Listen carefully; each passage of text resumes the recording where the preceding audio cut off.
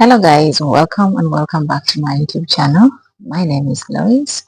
Well, today we are going to talk about some of the ways that we can minimize startup costs of urban gardens or farms. Yeah, I know that we have been encouraging you guys to start up your own gardens, yeah, your own farms. But one very important element, of course, that we have to discuss is the startup costs.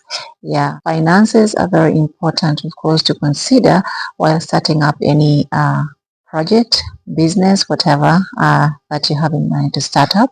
So we need to discuss that particular topic, which I think is very important. We are all about urban farming, but every now and then we venture into other things. So if you haven't subscribed yet and this is the kind of content that interests you, please consider doing so, and also hit on that notification bell so that you're notified whenever I post a video on here. So let us start with our discussion.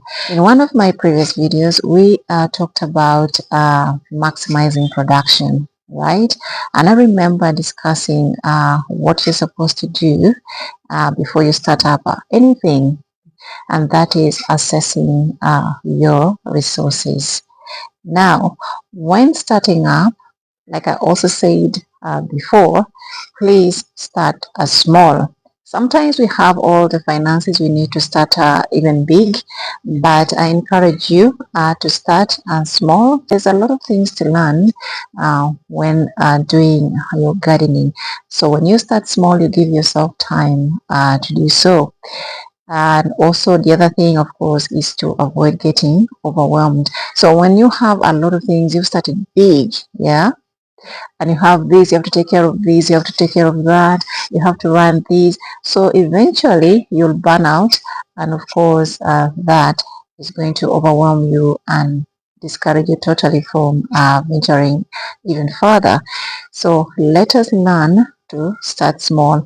Starting small gives us the time to learn, and also gives us the time to invest small. Of course, we are talking about financial aspect here.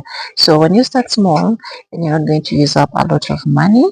Yeah, and you're going to give yourself time to learn, time to process everything, time to grow. Yeah, so that is number one thing that you are supposed to do to minimize costs. Number two, the other thing that you have to consider, of course, is maximizing your space. Like I said, some of you might have all the finances you need, yeah, to venture into a lot of other things in regards to urban farming. But I am talking about people who do not have enough resources, and the resources, I mean money, right?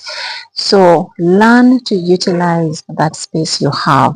If you have space like this, however small it is, and you know you don't have the money to rent another place, or buy some place to start up your urban garden, don't stress yourself about that. Don't stress yourself about renting extra land, extra space.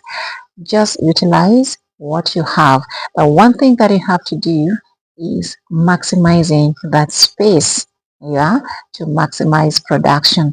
We have talked about this in our previous video, and that is one very important thing. If you have your balconies, you have your veranda, you have your rooftop, you have vertical spaces, utilize those instead of venturing into buying or renting other spaces. So that way you minimize also the startup costs, because if you went into renting other spaces or this and that, then of course you're going to be eventually discouraged when you're overwhelmed by these costs that will come in. So maximize the use of those spaces that you have. We have already talked about that. So that is one of the ways that we are going to minimize startup costs when you have these morale to start.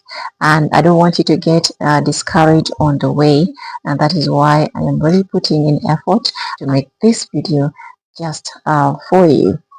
Let us look at number 3.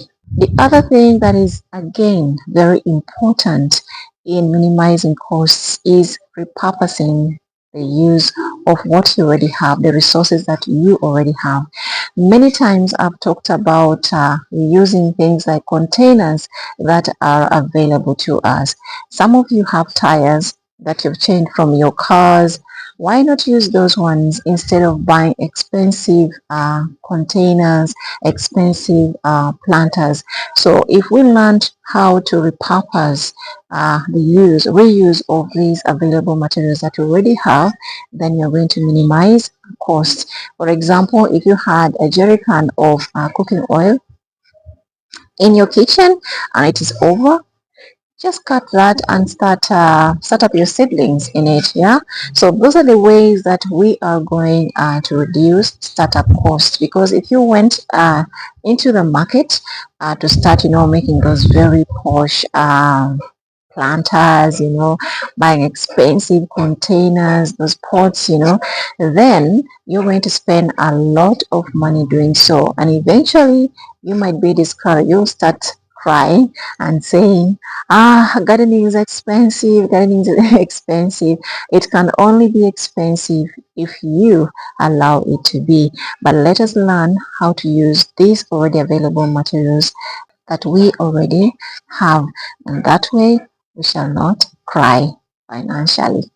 Let us look at number 4. I talked about making our own compost, also to enrich our soil, because our plants need soil that are good for their growth. Yeah, so enriching our soil is very important in maximizing production, like we discussed in the previous video.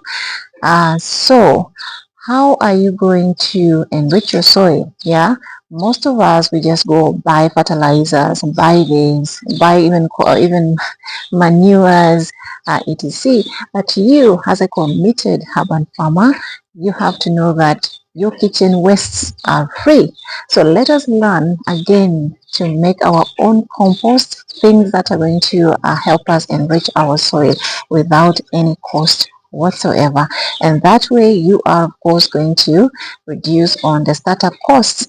Now, for example, if I wanted to start up a garden and I have this soil, but the soil is not very good, yeah, uh, the first thing that comes in your mind is of course to look for people who have the manure and buy from them. But if you are smart, you will start up your compost. Yeah, patience is key, right? You start up your compost and then apply that compost in your soil, then you're good to go. Instead of going around buying this, buying that. So all these costs accumulate, when you buy manure, you're buying planters, you're buying this, you're buying seeds, you're buying that. It accumulates, and that may eventually overwhelm you. So one of the things that we can do to reduce the startup costs is by making our own compost to enrich our soil, because that is very essential. It's very essential thing to do while starting up. In Kampala generally, most of the places are quite swampy, right? So one of the things that the landlords do, they first start backfilling whatever. So you as a tenant, or you who buys that particular place, you might not have good soil. You have this red soil, whatever. But if you have this the access to whatever soil, and you know how to make your own compost, then of course that is the cheapest way to enrich your soil, instead of going about buying everything.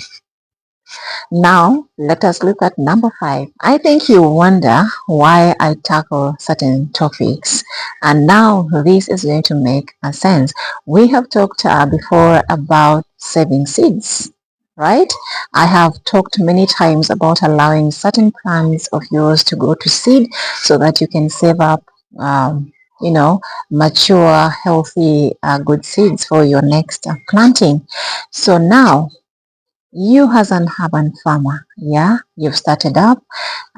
One of the things that is going to reduce your costs is by saving the seeds. Yeah, once you start, your next planting should not cost you anything when it comes to the seeds, unless of course you have to add on others that you don't have.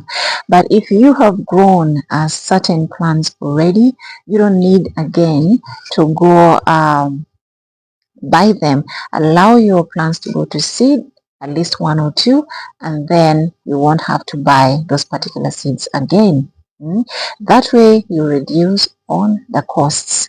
And the other thing is learning, of course, how to propagate certain plants using certain other methods other than just the seeds. Yesterday we looked at how to propagate basil vegetatively. If you learned other ways of multiplying your plants like the basil yesterday, then you realize that you can get several plants from just a plant without any costs. So let us learn how to save our seeds and also learn other means of propagation so that we reduce on the startup cost when it comes to seeds or seedlings, etc. You don't need to buy seedlings for basil. For example, if you already have a basil plant in your garden, you don't need to buy seeds if you have already certain plants giving you the seeds.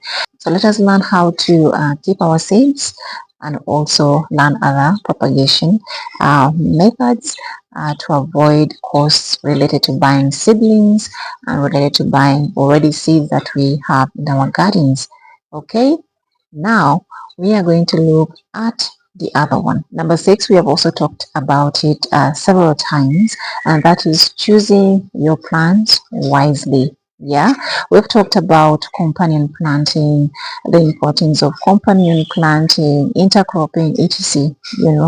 So why is it important? How does choosing our plants wisely contribute to minimizing startup costs? When you choose your plants wisely, like for example, choosing to plant maybe marigold, I like that example so much, marigold and tomatoes, etc., then you know that this is going to help us in things like organic pest control. Yeah, remember that is very important in urban farming, learning how to manage pests and diseases. So when you choose your plants right and organically manage these pests and diseases, then you reduce on the cost of buying those synthetic, buying other things from outside to help you control them. So you reduce on the cost of buying these chemicals, etc. to manage the pests and diseases if you choose your plants right, because these particular plants are going to help each other manage these pests and diseases. So that is another way of minimizing costs. Yeah, the other thing that I know most of you might complain about is of course water. Yeah, if you have like tanks, yeah, please harvest your rainwater. Yeah, that is going to reduce costs when it comes to national water charging you every month. Sometimes when you waste water, you really get a huge bill. Yeah, but if you learned how to harvest this water and use rainwater, for example, that is very good as well.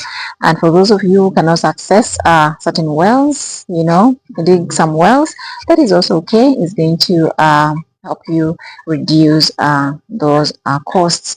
Another thing is considering drip irrigation. I know that some of you are not available at home to water your plants by yourself, and these other people who are helping around might waste water. But if you have your drip irrigation installed, then the usage of your water is controlled, and then of course you're going to reduce on the costs. Certain things might seem expensive, but are very cheap in the long run. Yeah, maybe buying a tank to harvest your water might be expensive, but if you consider the amount of water, free water, that you're going to use eventually, that should motivate you to invest, to make the initial investment, which is going to be very cheap in the long run. Also, the same goes to the wells. People who can dig wells in their compounds, yeah, that can also save you a lot. And of course, just learning how to use your water, how many times you water.